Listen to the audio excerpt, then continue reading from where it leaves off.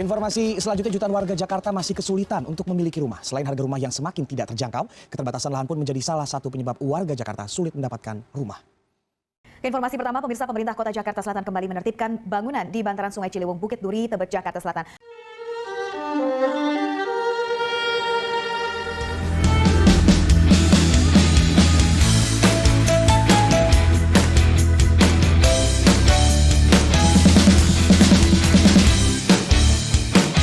Assalamualaikum warahmatullahi wabarakatuh. Selamat pagi Bapak Ibu sekalian. Terima kasih sudah hadir. Hari ini kita akan membahas membangun ketahanan nasional melalui penyediaan rumah layak di daerah tersangka. Sebelumnya, kenalkan saya Galih dan saya ditemani rekan saya Rizka untuk memandu jalannya diskusi. Betul sekali Mas Gali. Jadi tanpa rumah yang layak, sulit membangun keluarga yang kuat dan keluarga yang adalah dasar. Nah, sebelum itu, rapat hari ini dihadiri oleh orang-orang yang luar biasa. Kami ucapkan yang terhormat kepada Menteri PKP, yang terhormat perwakilan Kementerian Keuangan, Kementerian Sosial, Kementerian Dalam Negeri, pemerintah daerah, pengembang, akademisi, komoditas masyarakat, dan mahasiswa. Selamat datang dan bergabung kepada Bapak Ibu sekalian, kami ucapkan. Baiklah Bapak Ibu sekalian, supaya lebih sistematis, mari kita mulai rapat kita hari ini. Silakan Mas Gali. Pertama-tama, menurut Ibu Menteri, bagaimana kebijakan perumahan nasional kita saat ini? Terima kasih kepada moderator. Seperti yang sudah kita ketahui bersama, bahwa backlog perumahan masih sangat tinggi, yaitu lebih dari 12 juta unit. Saat ini, pemerintah sedang fokus pada program BSPS, program 3 juta rumah, dan pembangunan rumah layak huni di kawasan pesisir, perkotaan, maupun di perdesaan. Tapi tentu perlu dukungan lintas kementerian dan stakeholder agar semua kegiatan diharapkan bisa berjalan dengan lancar dan baik. Baik Ibu, berarti jadi sudah jelas ya Bu, berarti bahwa program pemerintah kita itu sudah berjalan ya. Tapi memang masih membutuhkan sinergi. Kemudian mungkin bisa dijelaskan secara singkat Bu, apa yang menjadi tantangan terbesar saat ini dalam program perumahan tersebut? Untuk tantangan terbesarnya adalah ketersediaan lahan dan pembiayaan. Ketersediaan lahan sangat minim khususnya di wilayah perkotaan ya, sehingga harga tanah pun semakin tinggi. Hal tersebut menyebabkan perlunya solusi inovatif dari kita semua, seperti pembangunan rumah vertikal, pemanfaatan tanah terlantar atau sita negara, serta dukungan dari banyak pihak. Menarik sekali ya Bu. Jadi selain dukungan lintas kementerian, sebenarnya kita juga perlu inovasi teknis agar keterbatasan lahan itu bisa diatasi. Terima kasih ya Bu atas penjelasan tambahannya. Kalau dilihat dari segi keuangan, bagaimana pendapat Bapak dari Kementerian Keuangan untuk pembiayaan yang ada? Terima kasih Pak atas kesempatan yang diberikan. Kami dari Kementerian Keuangan terus bersinergi dan mendukung penyediaan perumahan layak huni dan terjangkau ini lewat berbagai kebijakan, diantaranya yang pertama ada subsidi bunga KPR FLPP, terus ada insentif PPN ditanggung oleh pemerintah, serta ada juga alokasi dana untuk BSPS. Namun efisiensi dan transparansi sangat penting supaya anggaran ini dapat tepat sasaran. Setuju Pak, efisiensi dan transparansi adalah kunci agar anggaran benar-benar dirasakan oleh rakyat. Nah, selanjutnya apakah ada yang ingin menambahkan atau memberikan tanggapan dari Bapak Ibu sekalian? Saya persilahkan.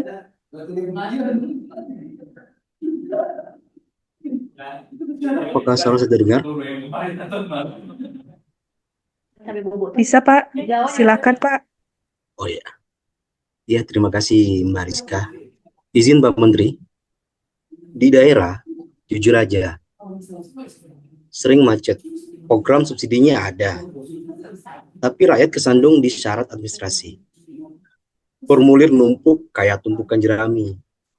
Dokumen udah setebal kitab, tapi ujungnya atap nggak juga kebangun. Kalau aturannya bisa dipangkas, jalanan kita bakal lapang. Biar bantuan nggak berhenti di meja. tapi sampai ke tanah tempat rakyat berpijak. Soalnya buat kami, rumah itu bukan angka, tapi pelindung nyawa. Ya, itu aja Mbak. Baik, Pak Dimas, gimana Pak tanggapannya? Ya, masukan yang sangat bagus ya Pak Dwi dari daerah ya Pak. Eh, Iya, siap kami Bapak. ya, kami akan coba koordinasi dengan Kementerian PKP agar mekanismenya lebih mudah tanpa mengurangi akuntabilitas. Baik, terima kasih. Jadi dari pembahasan ini terlihat bahwa dukungan pembiayaan dari pusat sudah ada, tapi memang harus diimbangi dengan penyederhanaan prosedur agar bisa lebih mudah diakses oleh masyarakat di daerah. Ini jadi catatan penting untuk sinergi bersama. Baik, selanjutnya mungkin kita beralih ke Kementerian Sosial ya, Bapak Ibu sekalian. Nah, menurut Ibu, bagaimana pendapat Ibu terkait perhatian Kemensos terhadap kelompok rentan dalam program perumahan ini? Baik, terima kasih Ibu Moderator atas kesempatannya. Jadi di kementerian kami ada beberapa kelompok masyarakat yang rentan dan menjadi prioritas dalam penyediaan rumah layak huni. Yang pertama itu ada masyarakat miskin ekstrim, yang mana menjadi agenda prioritas nasional tahun 2024 sampai tahun 2026, yakni terwujudnya 0% kemiskinan ekstrim. Kemudian yang kedua itu ada penyandang disabilitas yang memerlukan rumah dengan desain aksesibilitas yang lebih khusus. Selanjutnya ada lansia miskin yang membutuhkan hunian sederhana yang berada dekat dengan layanan sosial dan kesehatan. Dan yang keempat itu ada keluarga dengan anak-anak terlantar atau rawan stunting. Yang mana karena hunian sehat ini sangat berpengaruh pada tumbuh kembang anak. Jadi kelompok ini masuk ke dalam kelompok vulnerable yang menjadi prioritas kami di Kementerian Sosial. Terus yang terakhir itu ada korban bencana yang kehilangan tempat tinggal. Dan Maret kemarin, saya ditemani rekan menteri lain. Pada saat itu, Menteri PKP juga turut hadir. Kami melakukan rapat koordinasi terkait program BSPS atau Bantuan Stimulan Perumahan Swadaya di kantor Kementerian Perumahan dan Kawasan Permukiman.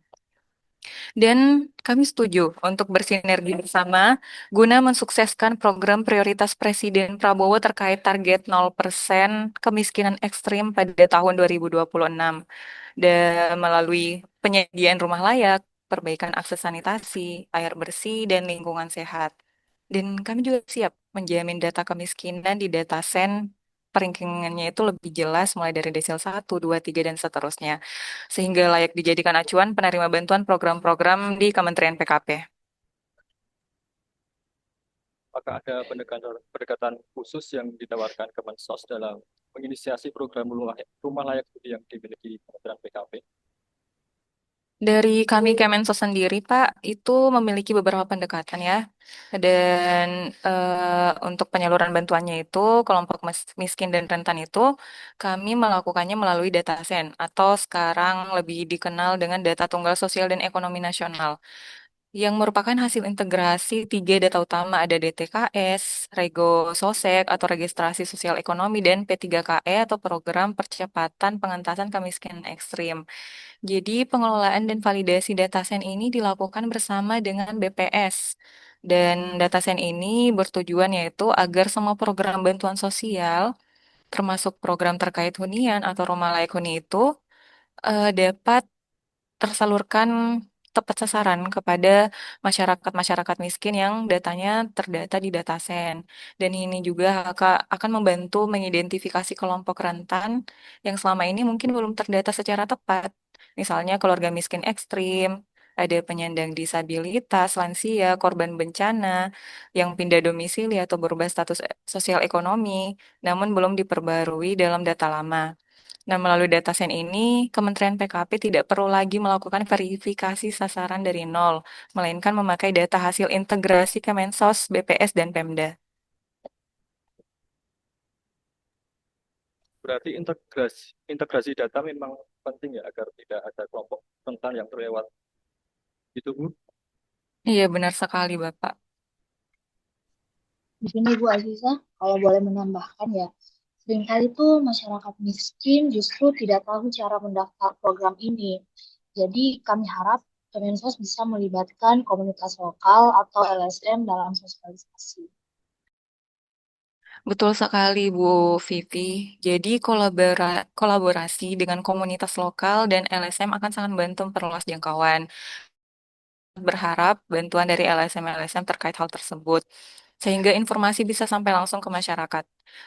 Selain LSM, kami juga sangat berharap integrasi secara struktural antara kementerian dan lembaga, yaitu utamanya dari Kementerian PKP dan Pemda yang ikut memutakhirkan data penerima di wilayahnya sekaligus memastikan lokasi pembangunan itu sesuai dengan rencana tata ruang wilayah. Baik, Bu Aziza, terima kasih. Memang jelas peran Kemensos itu memastikan bahwa kelompok rentan mendapatkan prioritas dan terdata ya Bu dalam DTC-nya.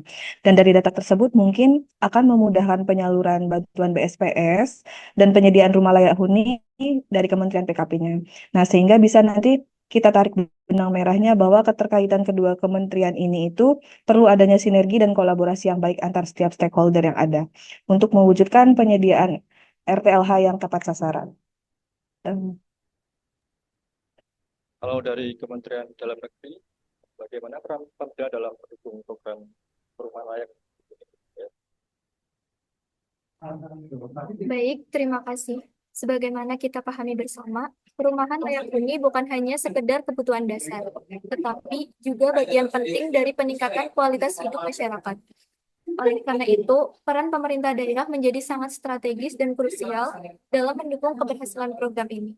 Yang pertama, Pemda perlu mengintegrasikan program perumahan layak huni ke dalam RPJMD maupun RKPD, serta mengalokasikan anggaran melalui APBD. Yang kedua, Pemda berperan dalam penyediaan lahan dan regulasi. Seperti yang kita ketahui, banyak kendala pembangunan perumahan muncul karena keterbatasan lahan.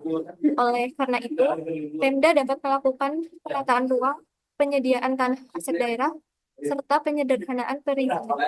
Yang ketiga, Pemda melakukan pengawasan dan pembinaan agar pembangunan perumahan dapat sesuai standar dan juga tepat sasaran, yaitu untuk masyarakat berpenghasilan rendah.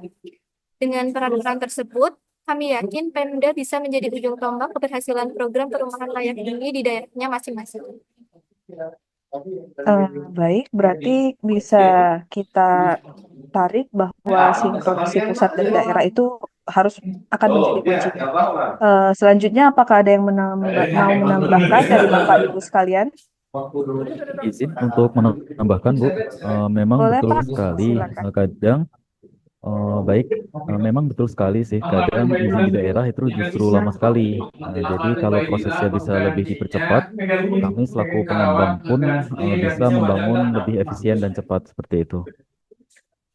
Ya, kami memahami hal tersebut. Karena itu, Kemendagri akan terus berkomitmen mendorong Pemda agar dapat menyederhanakan berbagai prosedur yang ada, sehingga pelayanan kepada masyarakat menjadi lebih cepat, efektif, dan tidak berbelit-belit.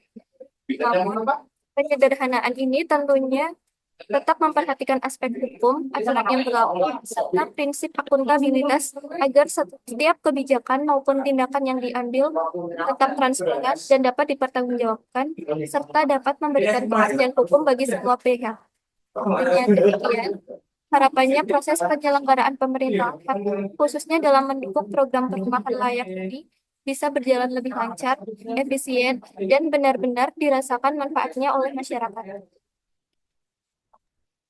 Baik, Bapak Ibu sekalian, sangat jelas di sini bahwa peran Pemda memang tidak bisa dipisahkan dari perencanaan hingga pelaksanaan dengan percepatan izin dan penyediaan lahan program perumahan bisa dirasakan masyarakat. Betul sekali Mas Gali. Nah, jadi sekarang karena ada pembahasan tentang Pemda, ada baiknya kita langsung dengarkan saja dari perwakilan Pemda tentang bagaimana kondisi dan tantangan yang dihadapi di daerah terkait penyediaan rumah layak huni. Silakan kepada perwakilan dari Pemda. Iya, terima kasih Mbak Rizka. Jadi kalau bicara terus terang, tantangan di daerah itu ada dua. Yang pertama lahan sempit, yang kedua duitnya tipis. Harga tanah itu makin tinggi, terutama di kota. APBD kita jelas, gak cukup buat ngejar kebutuhan. Akhirnya, masih banyak rakyat yang tinggal di bantaran sungai, pinggir rel, sampai daerah yang rawan bencana. Nah, itu bukan cuma soal tempat tinggal, tapi juga soal keselamatan. Karena itu, kami butuh support penuh dari pusat, baik dana, aturan yang simpel, maupun pendampingan teknis. Kalau pusat dan daerah jalan beriringan, rakyat pasti lebih cepat merasakan manfaatnya. Sekali Pak Dwi. Jadi tantangan lahan memang sangat krusial ya. Dengan pusat sangat diperlukan agar daerah bisa lebih optimal dalam menjalankan program.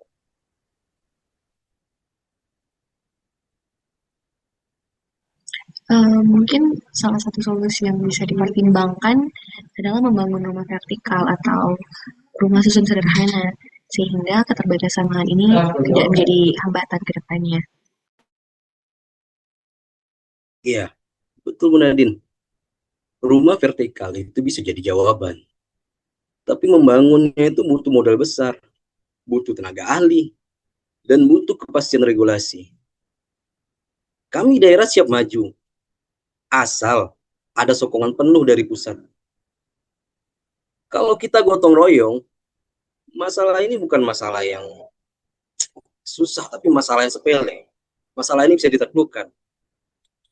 Iya, gitu aja dari saya. Baik, terima kasih sangat jelas sekali ya Bapak Ibu. Terima kasih juga kepada Mbak Nadine sudah menambahkan atau menanggapi. Jadi eh, menghadapi keterbatasan lahan dan anggaran, jadi solusi seperti hunian vertikal bisa menjadi jalan keluar dengan dukungan dari pemerintah ya begitu. Selanjutnya Mas Gali. Baik, selanjutnya kalau dari sudut pandang pihak pengembang, apakah ada masukan? Ya, terima kasih atas waktunya. Jadi pada dasarnya kami dari pihak pengembang itu siap saja untuk membangun rumah subsidi atau rumah terjangkau. Namun saat ini efektivitasnya memang sangat bergantung pada tiga hal utama, yaitu yang pertama dan yang paling penting itu adalah penyederhanaan perizinan. Kemudian yang kedua tentunya kepastian status dan ketersediaan lahannya itu seperti apa. Dan yang ketiga yang tidak kalah penting juga yaitu ketersediaan infrastruktur dasar seperti akses jalan, air bersih dan juga sumber listrik. Kami yakin dari real estate Indonesia jika ketiga aspek tersebut itu dapat dipenuhi, pasti swasta juga dapat lebih cepat dalam merealisasikan perumahan yang layak sekaligus terjangkau. Seperti itu, Pak. Baik, terima kasih Bapak. Apakah ada yang ingin mau menambahkan atau menanggapi? Izin menambahkan Pak Bu, jadi ada sedikit catatan nih tapi dari kami mahasiswa dan generasi muda. Jadi kami juga berharap ya jangan sampai demi mempercepat izin tersebut kualitas rumah subsidi jadi dikorbankan gitu. Kita juga sebagai generasi muda ingin rumah yang murah tapi tetap berkualitas. Terima kasih. Oh ya, setuju sekali ya Mbak. Jadi saya rasa itu adalah masukan yang sangat baik ya. Kami dari pihak pengembang pun telah berkomitmen untuk selalu menjaga mutu bangunan. Pada prinsipnya rumah murah itu bukan berarti murahan. Jadi selama regulasi dan biaya pendukung yang realistis, standar kualitas konstruksi itu dapat kita jaga secara optimal juga. Berarti kita sekarang sudah dapat gambaran jelas yaitu pengembang untuk kemudahan proses sementara masyarakat ingin kualitas tetap dijaga. Sinergi ini memang perlu jembatan. Baik, Bapak Ibu sekalian, kita beralih ke akademisi. Mungkin bagaimana pandangan dari Ibu sebagai pakar perubahan terkait arah kebijakan ini? Ya, terima kasih Mbak Rizka. Menurut saya, kita tuh kalau bicara tentang rumah nggak cuma bicara tentang kualitasnya, kuantitasnya, tapi tentang kualitas juga. Nah, rumah yang baik itu harusnya memenuhi syarat-syarat seperti sehat, hemat energi, ramah lingkungan, dan juga yang terpenting sesuai sama kebutuhan masyarakat.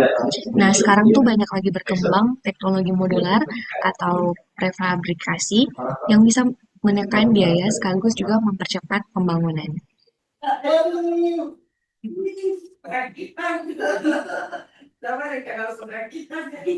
Kualitas dan kelanjutan. Inovasi teknologi memang sangat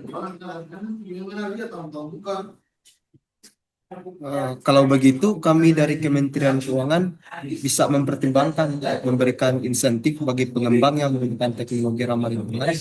Ini akan mendorong inovasi tentunya ke depan. Wah, luar biasa ya Pak. Insentif dari pemerintah ini bisa menjadi dorongan yang besar agar supaya pengembang mau untuk mencoba teknologi baru. Baiklah, terima kasih Bapak Ibu sekalian. Berarti artinya ada titik temu di sini, di mana akademisi menawarkan solusi yang inovatif, Kementerian Keuangan siap mendukung lewat insentif. Jadi sinergi ini penting untuk meningkatkan kualitas rumah tanpa membebani masyarakat ya. Selanjutnya Mas Gali, boleh. Selanjutnya dari perwakilan LSM, apa perhatian utama masyarakat terkait program penyediaan rumah yang layak huni ini? Iya, dari hasil pendampingan kami di lapangan, itu terdapat dua hal yang paling sering dikeluhkan masyarakat. Yang pertama itu terkait potensi pungli di lapangan, dan yang kedua, masalah rumah yang tidak tepat sasaran, di mana bantuan justru diterima oleh mereka yang sebetulnya tidak berhak. Kedua hal ini membuat kepercayaan publik berkurang. Karena itu, menurut kami, transparansi harus benar-benar dijaga.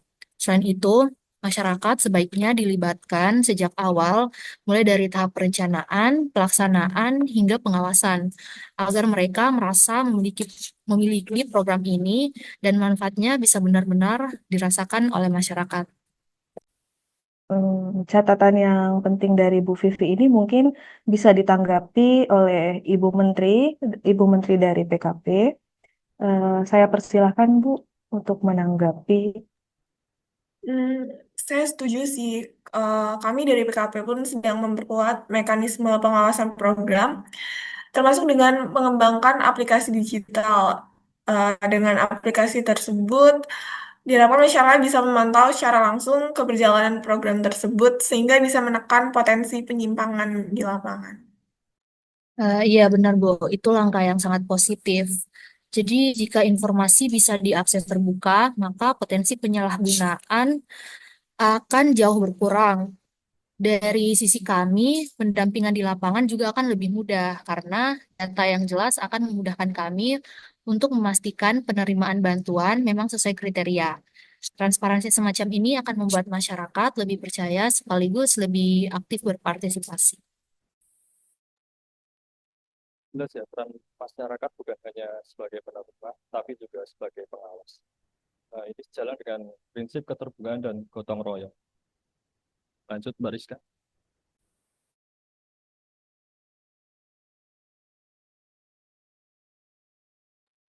Maaf, belum di-unmute, Kak. Oke, baiklah. Terakhir kita dengarkan pandangan dari generasi muda. Bagaimana menurut Anda terkait rumah layak ya, dan terjangkau? Jadi bagi kami generasi muda ya, sejujurnya sulit sekali gitu untuk punya rumah karena harganya yang jauh di atas penghasilan rata-rata kami gitu. Jadi kami berharap ada sistem PR fleksibel dengan cicilan yang ringan dan juga bunganya yang rendah gitu ya.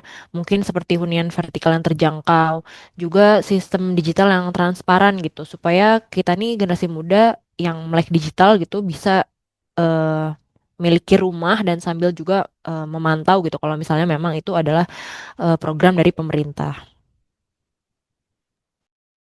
Peran yang sangat bagus, Mbak. Generasi muda memang harus diberi kesempatan karena mereka adalah harus bangsa.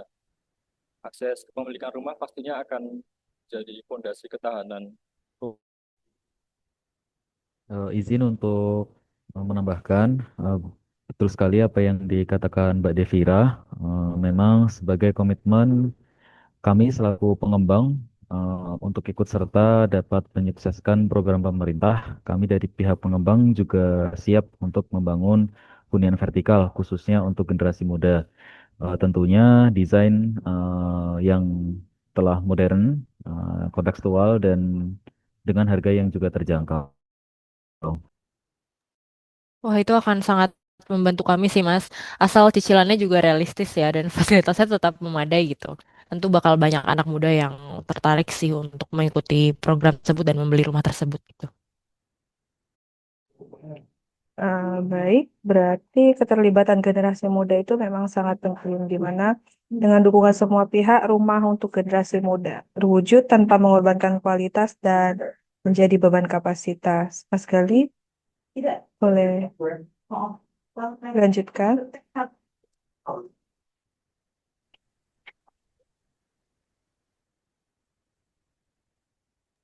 Izin suaranya tidak terdengar, Mas Gali. Oh ya,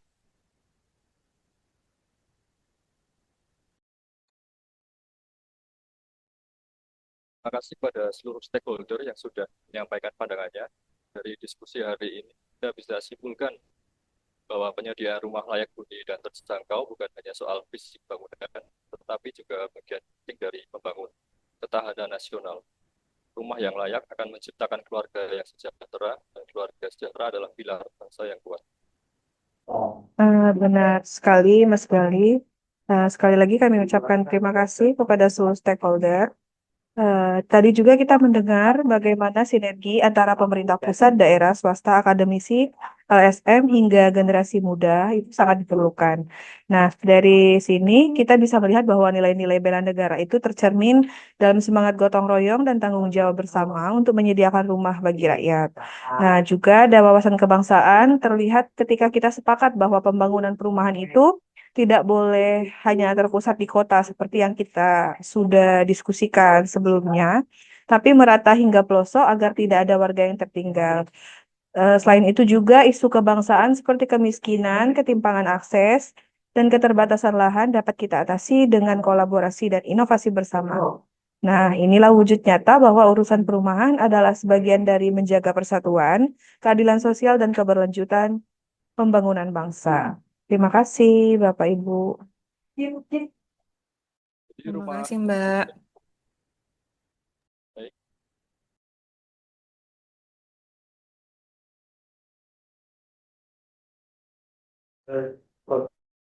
Maaf, Mas Gali masih dibisukan. baik. Jadi rumah bukan hanya sebagai tempat tinggal, tapi sebagai simbol penguatan jati diri bangsa. Dengan rumah yang layak, terjangkau, sehat, dan merata, kita sedang menanamkan nilai-nilai bela negara dan memperkuat ketahanan nasional. Semoga apa yang kita bahas hari ini dapat jadi inspirasi sekaligus komitmen bersama. Terima kasih atas perhatian dan partisipasi semua pihak. Mari kita terus bergandengan tangan, jaga semangat persatuan, dan mewujudkan rumah layak bagi seluruh rakyat Indonesia. Wassalamualaikum warahmatullahi wabarakatuh. Salam sejahtera bagi kita semua. Waalaikumsalam warahmatullahi wabarakatuh. Waalaikumsalam warahmatullahi Waalaikumsalam. wabarakatuh. Terima kasih. Wabarakatuh.